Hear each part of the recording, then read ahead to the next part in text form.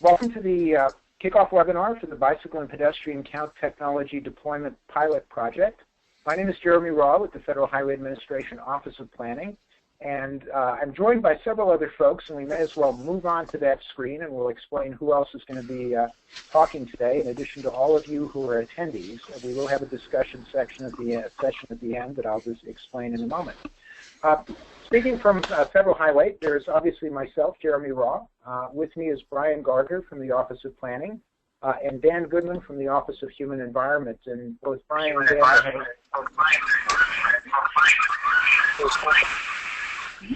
actually, let's see if we can get people to mute their lines. I'm not sure who snuck in there. I thought everybody was muted.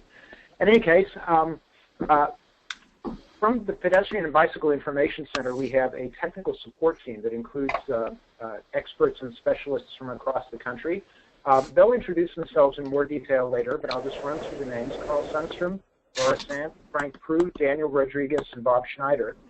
You'll hear more from each of them later, explaining who they are and talking in detail about some of the technical issues related to this project. Carl, can you go to the next slide? There we go.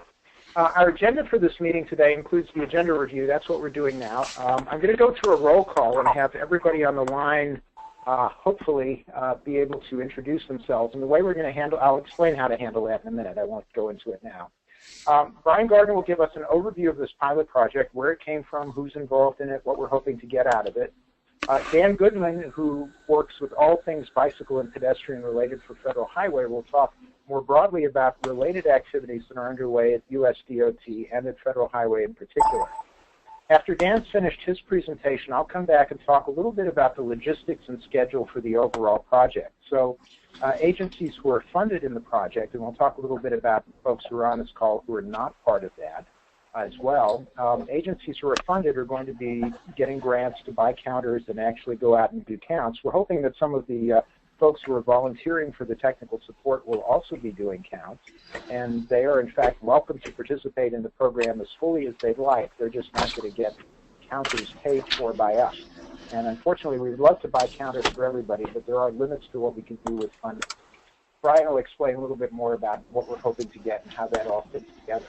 Once we talk about the project logistics and schedule, we'll go over into the technical presentation, which will be about 40 minutes, that will set up the whole question of how and why we do bicycle counts. And following that presentation, we'll have an opportunity to do an open line discussion in which each of you can ask questions.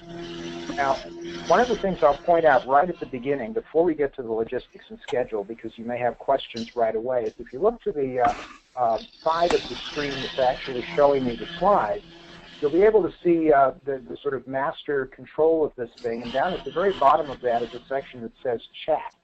And if you expand that, you can type questions in there that are visible to all the other participants, including the people who are organizing this thing.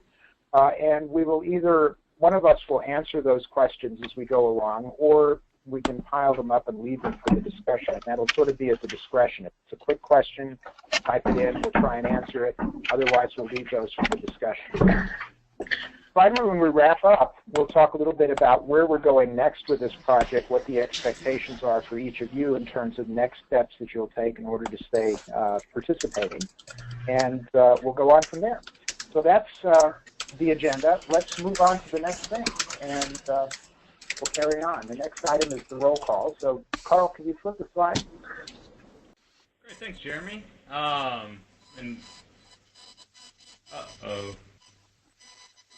Hold on a second. I seem to have lost my screen sharing.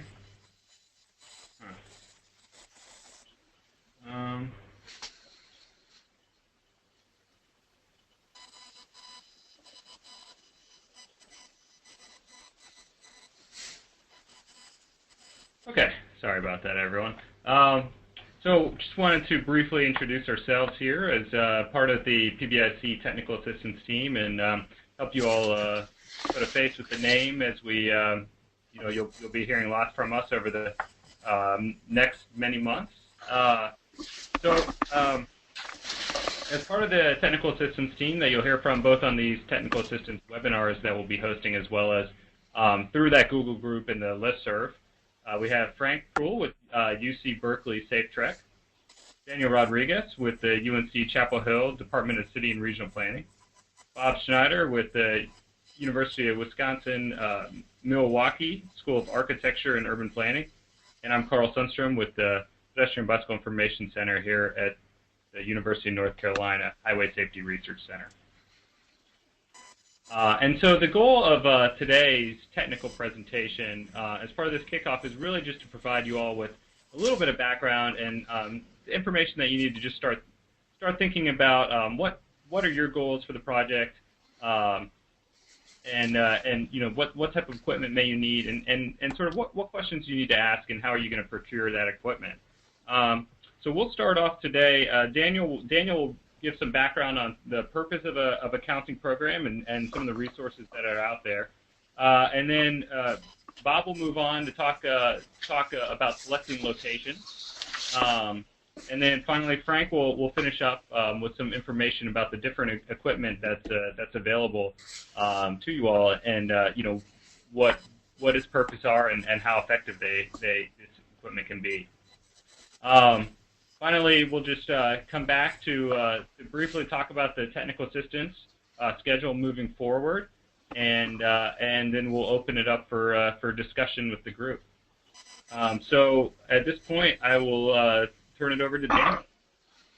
Yes, thank you, Carl. So many of you reported in your survey some of the purposes for having a non-motorized count program, and we wanted to highlight here some of the key characteristics, and then I'll briefly report on some of the most common responses we received.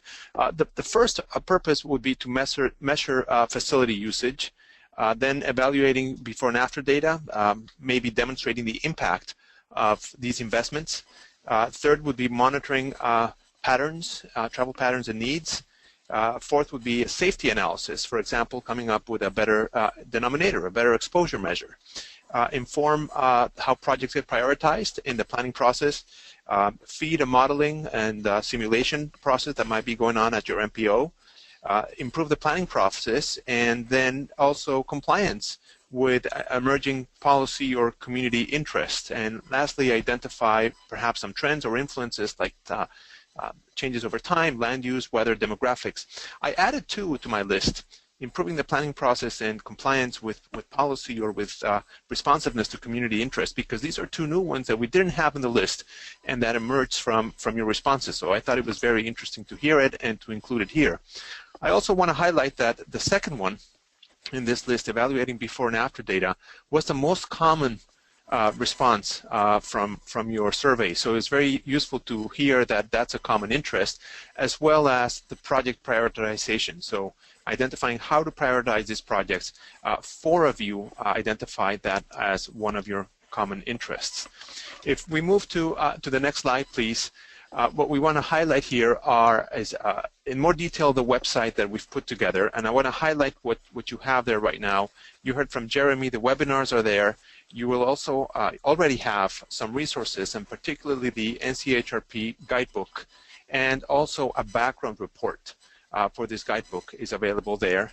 Of course, the traffic monitoring guide, the chapter 4, which is very helpful.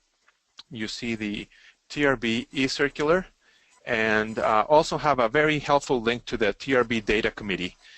Within that, you're actually taken directly to the Bicycle and Pedestrian Data Subcommittee website, which has a lot of very helpful links that I think will be germane to the discussion that comes up. So I invite you to browse these websites once we're done, see what is helpful, and see how it's going to get enriched as we move forward with this project.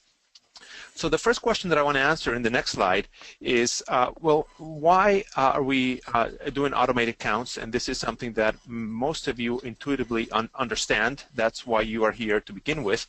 And the bottom line is that 1 or 2 hour manual counts don't really cut it, really don't provide an accurate picture of what's happening in our facilities. There is important variation within day. And you see in the lower left-hand side, for example, that bimodal pattern, the morning peak and the afternoon peak. In other places, it might not be like this. In other places, if you're looking at walkers, you might have a lunch peak, depending on the context. But there's also variation across days. So you see here Thursday, that very low peak in the afternoon. It's important to capture that variation. And then you'll see also the weekends having perhaps a different distribution pattern. And then you have variations across weeks, across seasons. So it's important to understand these variations, and that's why the automated counts come for us as a relatively less expensive over time, gets amortized over weeks or months, depending on whether you're using temporary or permanent counters, and allows us to provide a much richer description of what's happening in our facilities. On the right-hand side, you see the graph, again, from Arlington, Virginia, about variations with based on precipitation in this case, but you also have other types of weather patterns that influence demand. And so these are common reasons why we want to automate our counts. Now, there's two types of counts, as we show here in this next slide. The first type of count would be kind of an intersection count. This is what's shown in the top of the slide here. If you're thinking about a pedestrian can cross basically in 4 ways. If you're interested in directions, which you might frequently be interested in directions, you have actually 8 different counts to make here for pedestrians. If you think about bicycles, depending on the configuration, you might have more than 12 potential movements. You're turning right, you're turning left, you're going straight, and you're coming from 4 different directions at the very least. Intersection counts are complex. Many areas want to do this and do this frequently. And I want to highlight the next one. If you press the down button in the slide, we'll highlight the screen line counts, which basically are the imaginary line that you're crossing, and we're doing the counting. So it's normally mid-segment, not at the intersection. You're frequently measuring both directions and the same facility for pedestrians, as indicated here. And it depends on the facility for bicycles. If you're in a trail, you might be doing that. If you are in a street, for example, as shown here, you might be looking at bicycle in one direction and doing a screen line count on the opposite side for pedestrians and bicycles in the other direction. Now, what we want to do now is have Bob highlight some of the challenges that has and difficulties that have arisen based on our experience, particularly on bicycle data collection. So, Bob? Yeah, sure. Thanks, Daniel. I'm going to expand a little bit on what Daniel said in several of his points. First of all, the automated counters that are available today for practical use are screen line counters. And so we're detecting at a location that, like Daniel showed, along a trail, for example, or along a sidewalk or along a street segment. And Carl, if you can flip through the next several slides, I want to just point out that's what we're detecting, but there are lots of other complex movements at intersections that we're not collecting with these types of technologies. So you can flip through this full slide just to see all the different movements that could be considered. And it's not just the ones right at the crosswalks or exactly following a typical movement that you may see at an intersection for vehicles, since there's more flexibility to move as a pedestrian or bicyclist. So that creates a challenge for some of the data that we're trying to collect, and being able to classify these movements into specific groups. So that's one point to keep in the back of your mind. One way that we simplify that is just doing the screen line counts and not address the intersections just yet in the data collection program. You can keep flipping to the next slide as well.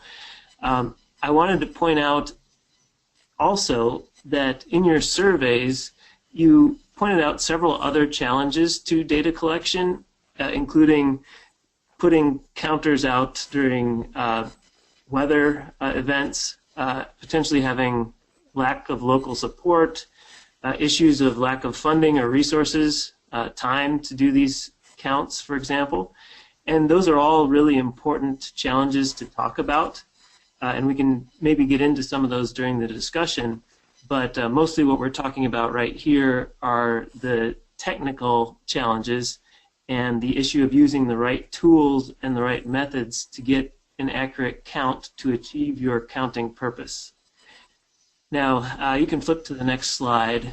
One of the most common strategies that agencies are using to do pedestrian and bicycle count programs is to use a combination of automated counters and manual counters. What automated counters do is collect data over a long period of time, so you can see those patterns that Daniel was highlighting in his previous slides. The challenge with automated counters is that they're relatively expensive to obtain initially, and so you may not be able to have an automated counter at 100 different count sites throughout your region. So what agencies tend to do is also collect short-term counts, and this is often done using manual counting methods, putting somebody out in the field to count for a few hours, and then extrapolating those out to longer time periods based on the automated count patterns that would represent that location. So in that way, they're using the manual counts to cover a greater geographic area. And so these two types of counts need to be done together and complement each other. And to make that work, we have to understand what typical patterns look like. And so Daniel was getting at that, but I'm going to expand on it just a little bit in a moment. You can flip to the next slide. When one of the challenges that several of you mentioned in the survey was selecting locations for counts.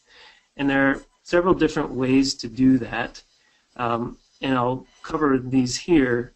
First of all, random locations is one very simple method to think about. That would be to, if you have locations across a county to consider, you would put all of those in a hat, for example, and pick out up to 50 of them, for example, and those are the locations that you choose. A disadvantage of that is that you're likely to end up with locations that either don't have much pedestrian and bicycle activity or aren't of particular interest to the community. So agencies have tended to use some of the other techniques more often than just randomly choosing locations. Stratified random sampling allows you to classify potential locations throughout the community and then choose within particular categories of interest. So the example that I have on the right side is from counting that was done in Alameda County, California in 2008. And when we did that, we stratified all the locations around the county by population density, employment density, and income levels. And so we had 3 categories of each of those, and within each of those 3 categories, we chose a certain number of locations, and within those, we chose randomly. So we ended up coming up with locations that ultimately represented each of those categories. Targeted locations are useful for what Daniel mentioned before, for the before and after studies, for example, of particular treatments. So if a new trail section or a new roadway crossing is going to be improved, you may want to collect data before that is done and then again afterwards. And so that location has been targeted to try to capture the effects of that infrastructure improvement. A disadvantage of that, of course, is that you're focusing on areas where there are changes happening, and you may not be representing the broader changes throughout the community in pedestrian and bicycle activity levels. And then a final strategy is representative locations, and this is something that I'm going to expand on the next slide, and it's probably the most common strategy that's being used right now in count programs. You can flip to the next slide. What this does is follows a method that has commonly been used in motor vehicle traffic monitoring, which is to identify what are called factor groups. And these are sites that have similar activity patterns. Examples are common AM and PM peaking for commuting to a downtown area, or a recreational pattern with high activity during the afternoon along a trail, for example. These really take on the characteristics of nearby land uses because the activity is related to what's going on at those land use locations. you can flip to the next slide. I want to give two examples of these types of factor groups. Colorado DOT, when they established their pedestrian and bicycle counting program a few years ago, they identified several factor groups. One of them was commuting factor group, and you can see from this graph that many of these locations, or all of the locations within this group, had lower volumes on Sundays and Saturdays and higher volumes during the weekdays when people are more likely to commute to work. On the next slide, we show a utilitarian factor group from several cities around North America. And so all of the count locations within this group tended to have a high morning peak and a high afternoon commute peak.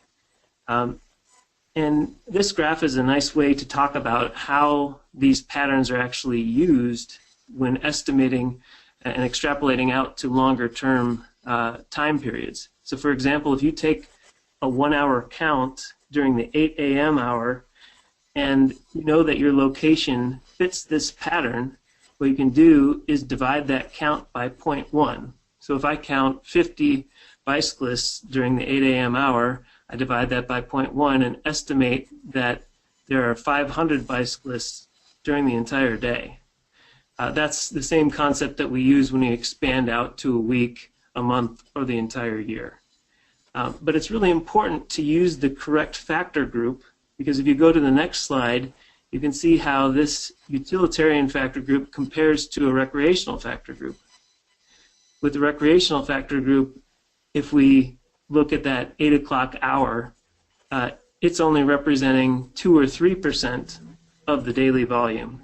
So if we apply the recreational factor to a location, a factor group to a location that actually belongs in the utilitarian factor group, we're going to be 4 or 5 times off when we're doing our estimate of the daily volume.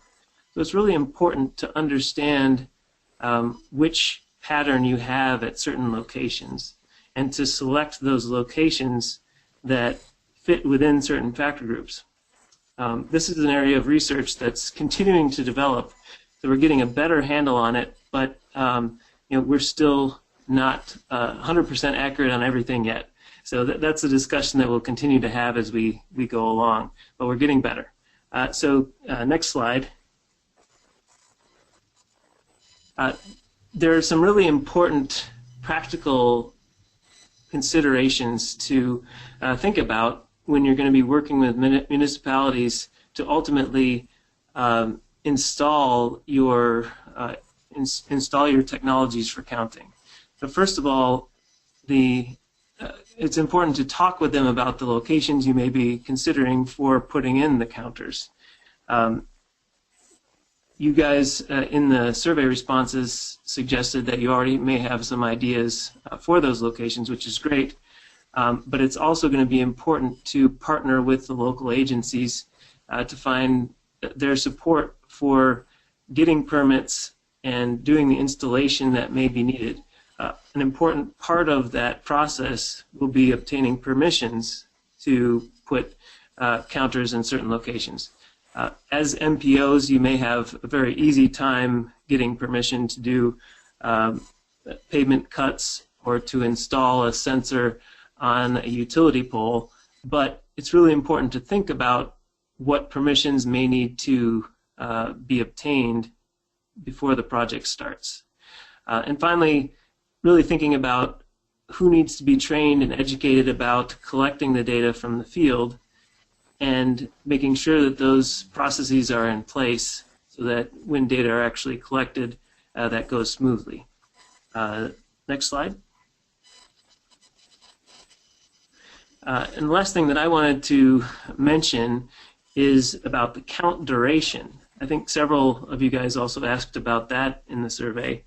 And this is where it's a little bit, it's important to think about the possible options for how long to keep a counter in a location.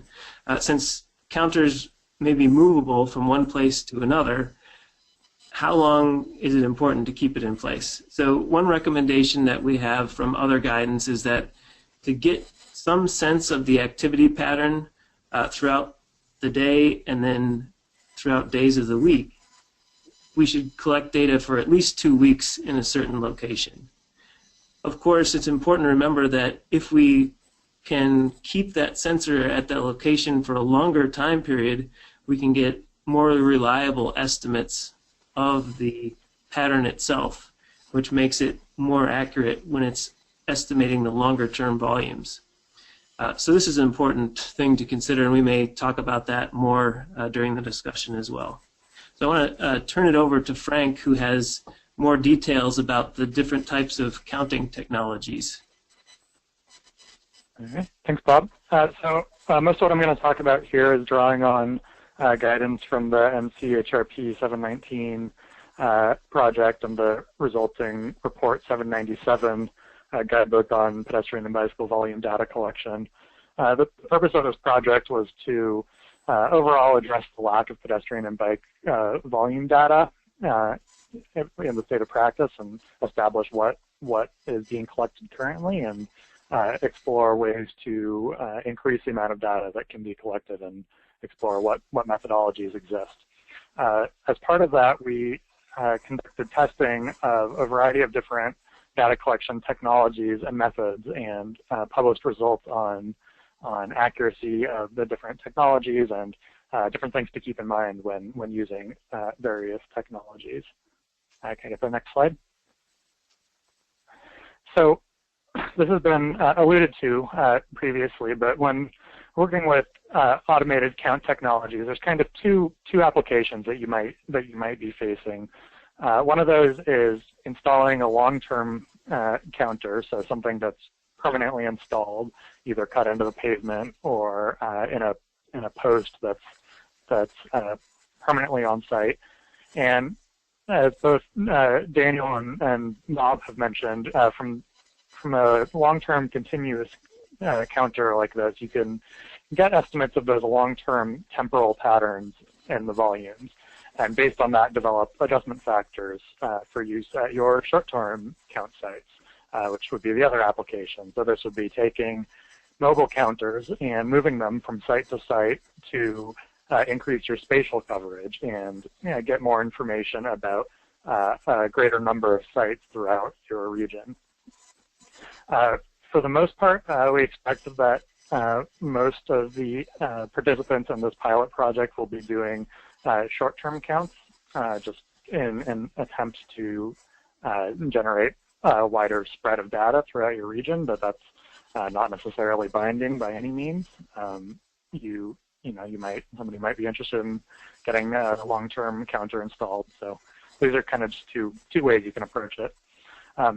Regardless of which of these you're doing, though, it's important when your counter has been installed to go and do a validation counts, manual counts, to compare against the automated counts and make sure everything is working correctly. Get the next slide. So here I'm just going to talk through a few different technologies that are out there, and these ones are highlighted because they're the ones that we tested in CHRP 719, but it's not to say that they're the best or the only out there, and we, in the guidebook, there are many more technologies discussed. Chapter 5 of that guidebook includes a couple of pages on about 15 different technologies with pros and cons of using each of them. And that's the thing to really keep in mind here, is that these different technologies are better or worse suited to particular applications. So in selecting a technology, it's important to think about where and how you might want to be using it. So first, passive infrared. This is probably the most commonly used technology for counting pedestrians. These work by detecting body heat of people passing by, so they don't distinguish between pedestrians and bicyclists. And so if you have mixed traffic, you're not necessarily going to get such as on a multi-use path, you're not necessarily going to get a separated count by bike and pedestrian. For the most part, they're very easy to install. It just takes a few minutes, so they're well suited to moving around between locations. Another thing to keep in mind is they need a backdrop, a solid backdrop behind them. They're sensitive to picking up things going on in the background. So, for instance, I've heard of light rail vehicles in the background picking them up. Certainly, automobile traffic might be detected. So, when you're on site and actually installing, getting those little details worked out is important. Another potential issue with these is this idea of occlusion. So that would be when two people pass by the detector simultaneously and only one is counted. This seems to be improving, but is kind of an inherent limitation of counting on a screen line like this. And so just something to keep in mind as that data is being collected. These also proved to be fairly accurate and precise in that they, on average, got good estimates, and there wasn't very much spread in the accuracy across multiple hourly observations. I can get the next slide.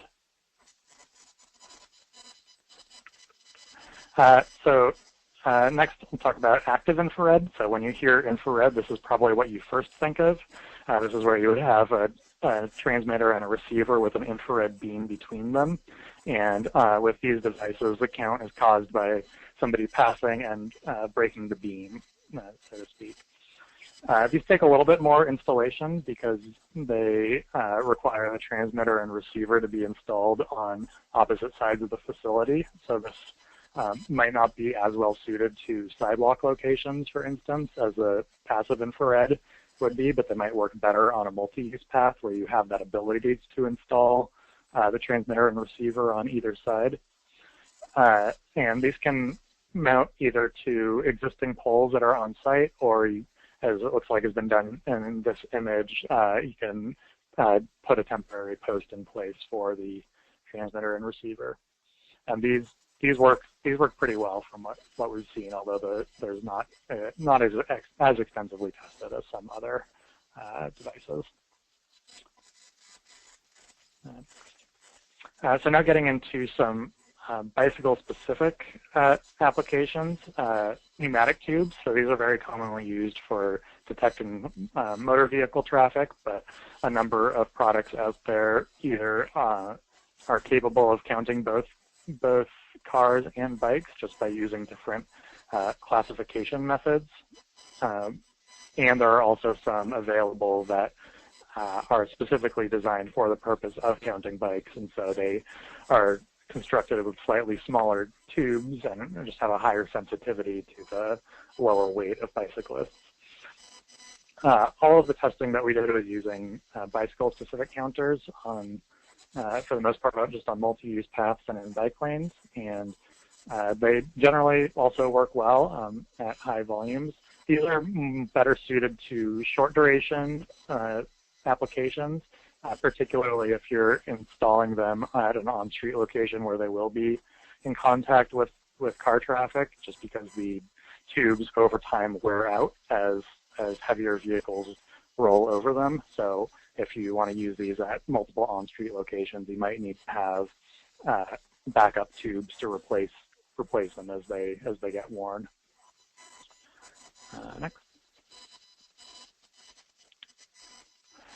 We also tested radio beam counters. So these are functionally very similar to the active infrared, except that instead of an infrared beam, there's a radio beam between them.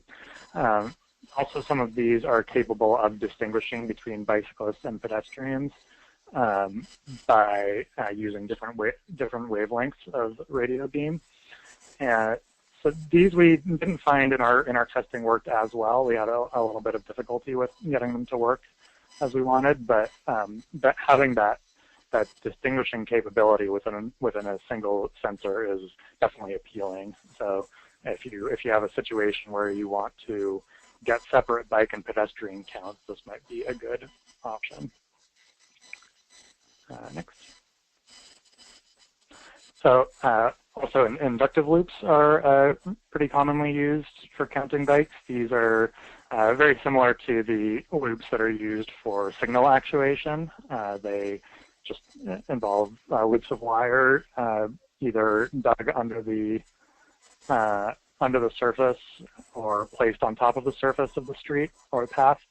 and based on the metal and bikes going over them, are able to conduct counts in that way.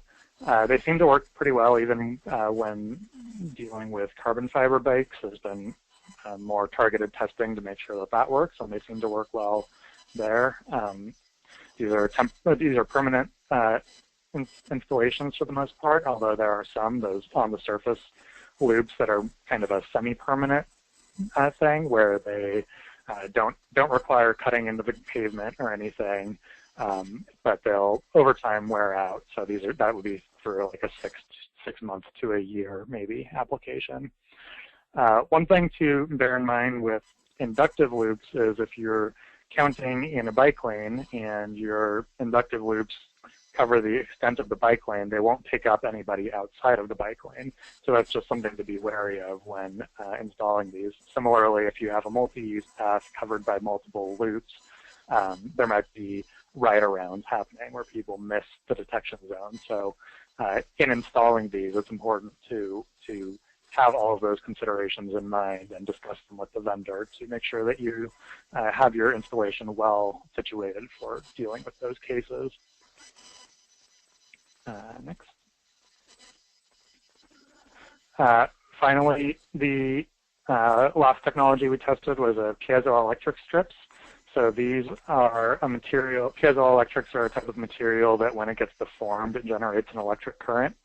So these work by contact. So if you have a bike roll over them, they work very similar to a pneumatic tube, except that in that they just take contact from a bike rolling over them, except that they're permanent installation. These are neat because you can extend the length of them across the width of the facility, and they seem to work very well from the one device that we did test. So overall findings, we found that the most important things really in getting good accuracy out of automated counters are making sure that you calibrate your device and install it properly to the vendor specifications. Occlusion is an issue for most screenline type counters, so that's just something to keep in mind. And there did seem to be differences between vendors in terms of level of accuracy. So with all of that, the really important thing, I think, is to know the limitations of the particular technology that you're using and understand what situations it's well suited to and what situations it's not well suited to, and use it appropriately. We didn't find any evidence of accuracy decreasing from as a result of temperatures, which we thought might be the case with the passive infrared because it is based on detecting body heat, or snow and rain. We didn't, just not many effects of weather that we could see. Now, this was all somewhat limited in amount of data, but it's promising that they seem to work well throughout the year. Go to the next.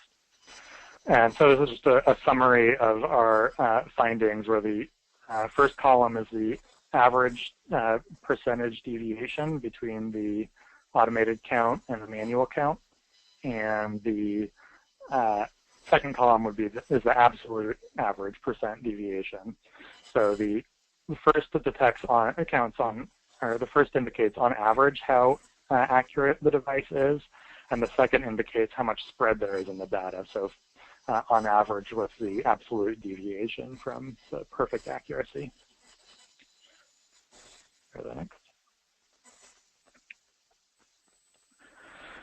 So, as I suggested, there's a couple of different things to consider in making your equipment selection, and the biggest of those is what are you counting? What do you want to count? And second, how long? So this comes from the traffic monitoring guide, and the different directions you might be looking are bicyclists only or pedestrians only, or do we just want a total non-motorized traffic volume, so heads and bikes combined, or do we want pedestrians and bicyclists separately?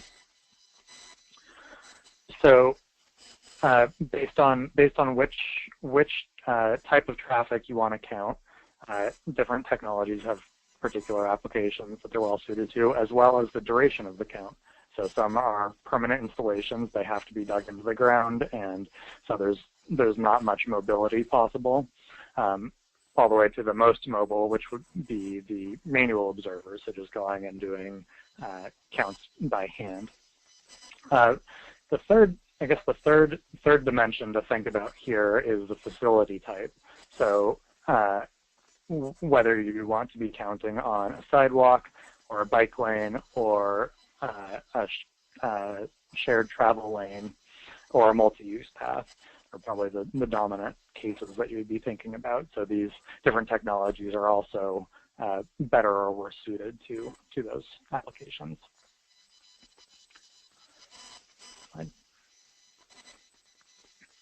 Another consideration is that the sensor technology is just one piece of the system.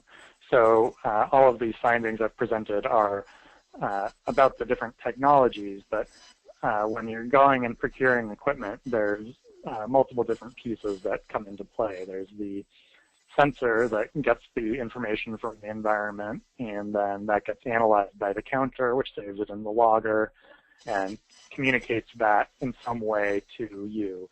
This might be via a cellular network, or it might require going out to the field and plugging something into the device or connecting via Bluetooth.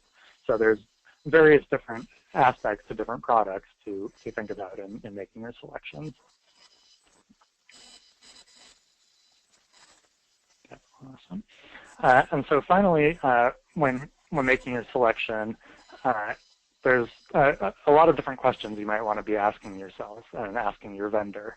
So is the device ready out of the box, or am I going to have to put pieces together and figure out how it works? Some you can basically take out of the box and go strap them onto a pole and they're ready to go. Others you have to build the loops, or whatever it is.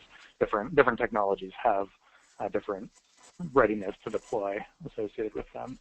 It might be good to think about if there's any sort of warranty to damage in case your device gets damaged by water or something. Installation time and whether it's something that you or somebody in your agency will be able to handle, or if it might take hiring out to a contractor. So if you, for instance, don't have the ability in-house to conduct saw cuts, will that need to be hired out? Security and durability, so is it prone to being stolen or not?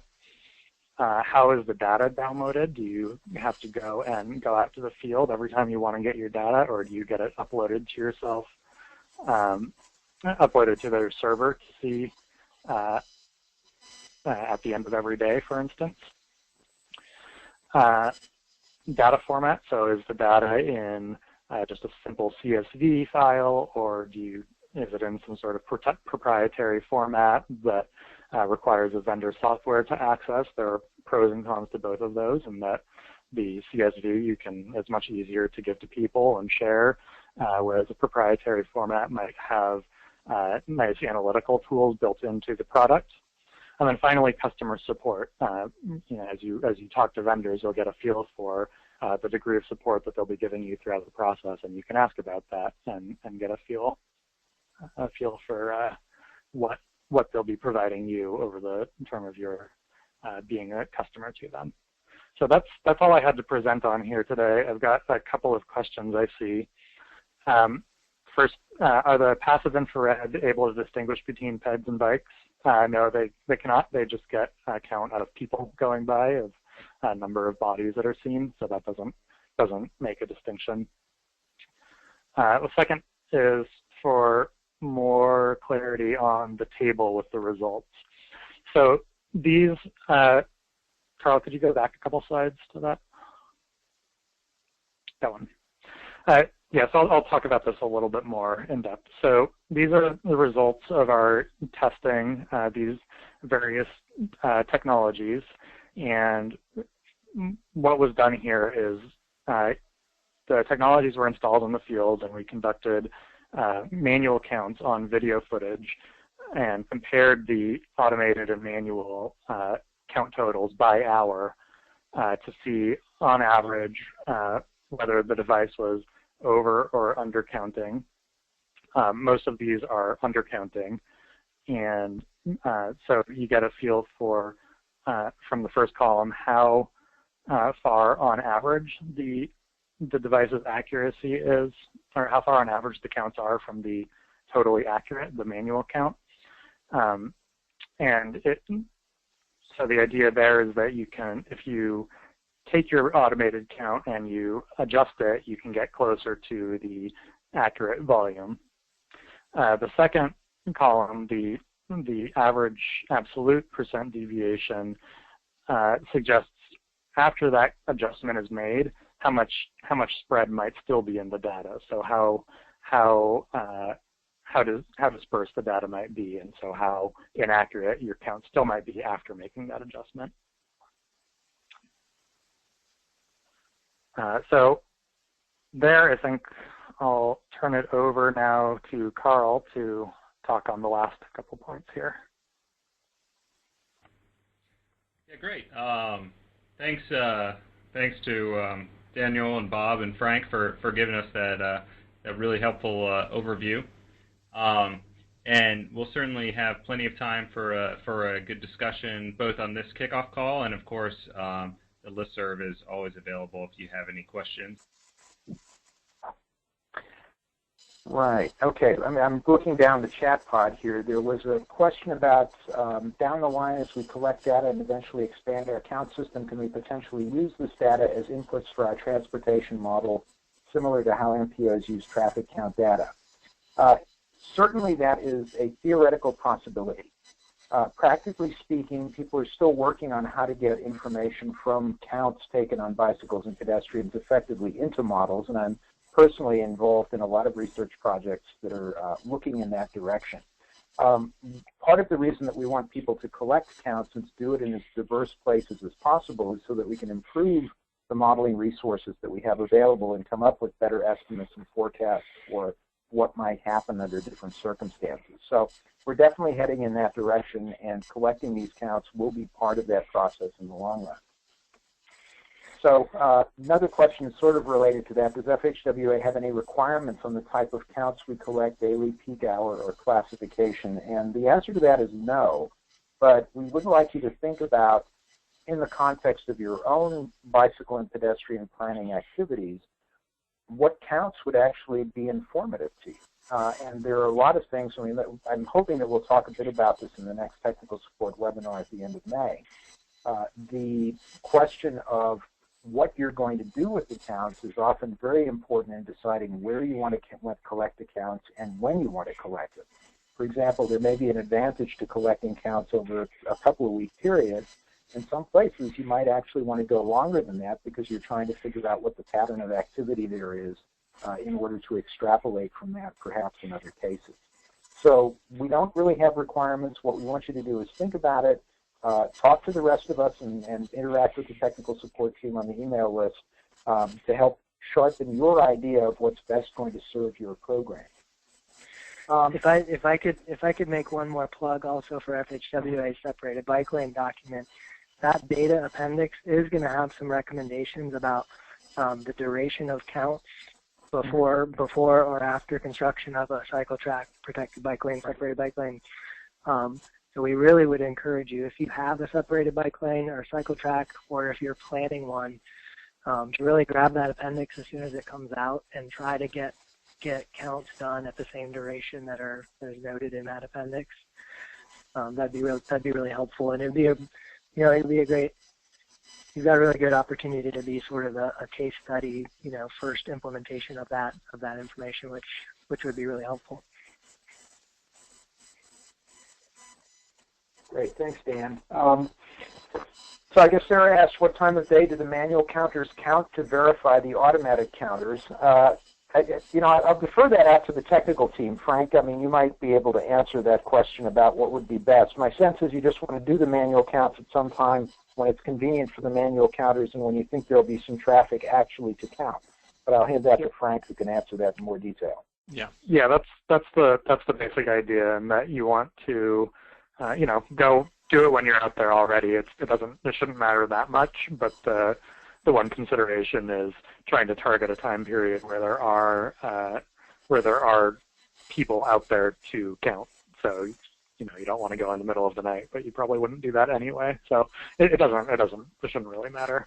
I also see a question here about problems with vandalism during 7.19. We had one device get stolen, if I remember correctly.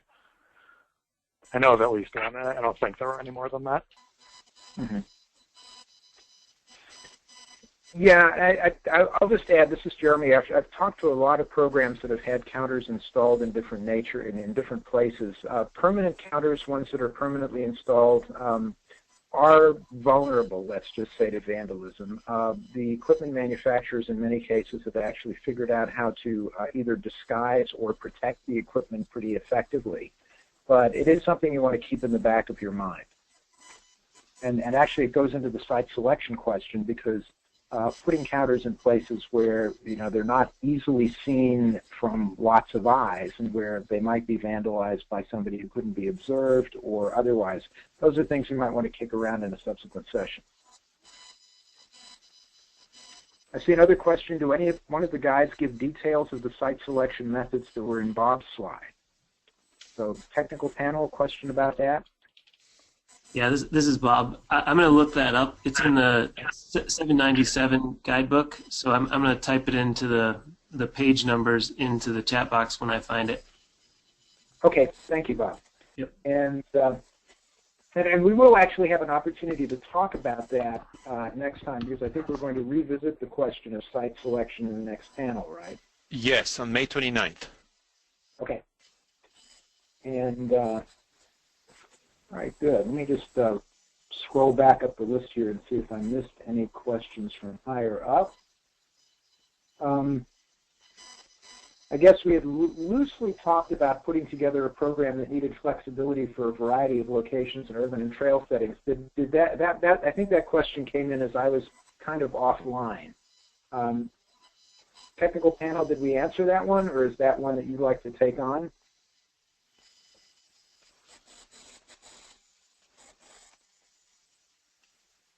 I dumbfounded them.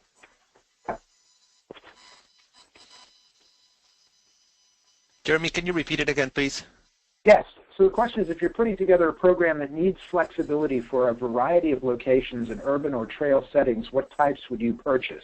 I mean, I could give an answer to that myself, but I'll sort of defer to the technical panel who's thought about this.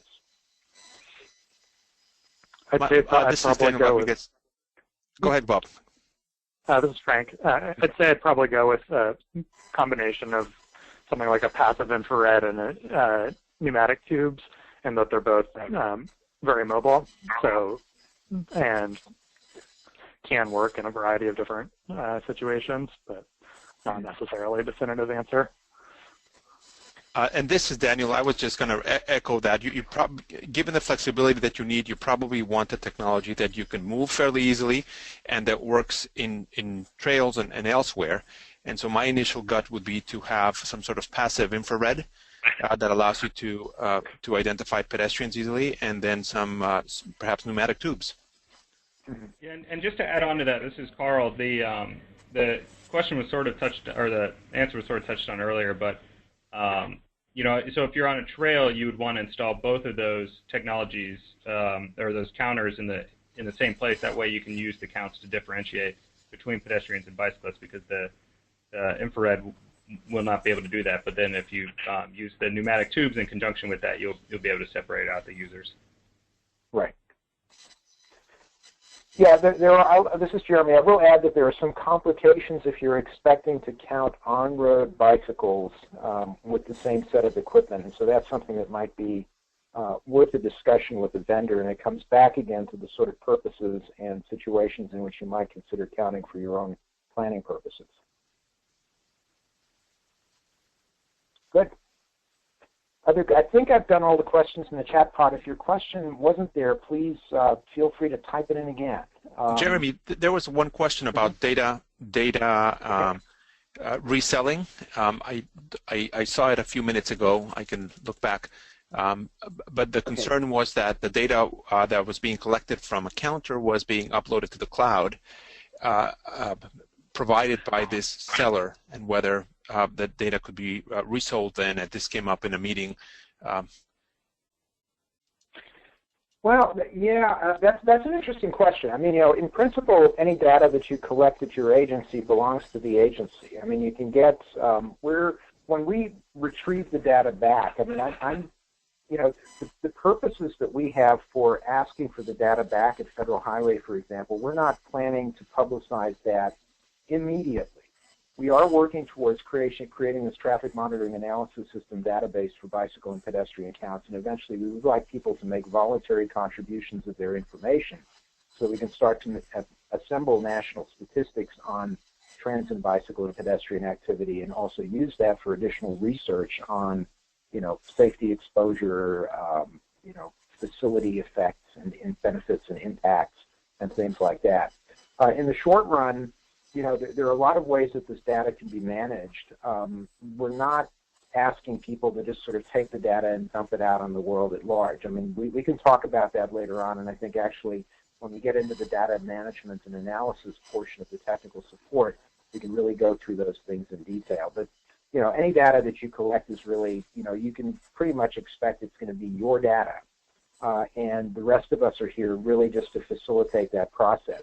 Once we get the report of the data back, what we're going to attempt to do with it ultimately is try and integrate it in the traffic monitoring analysis system, but we won't do that without getting a formal release from people who have sent the data to us. So with that, I will thank all the participants today. Thanks everybody for enduring our little bit of technical issues at the beginning, and we will pursue this again on May 29th and probably interact heavily with all of you in the meantime. So thanks for being here. Thank you again, everybody. We look forward to working with you.